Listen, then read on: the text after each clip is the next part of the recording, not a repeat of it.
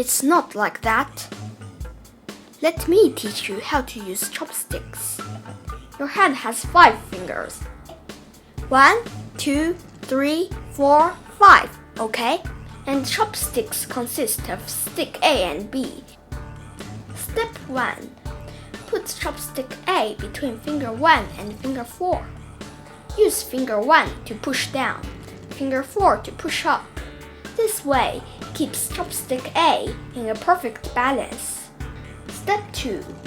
Use finger 2 and finger 3 to hold chopstick B and put it on the tip of finger 1.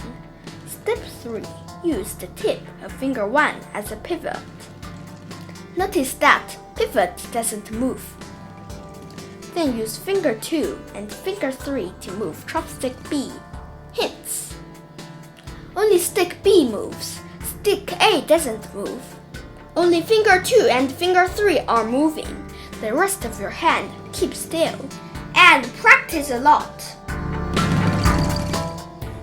Now you're the master of Kung Fu sticks.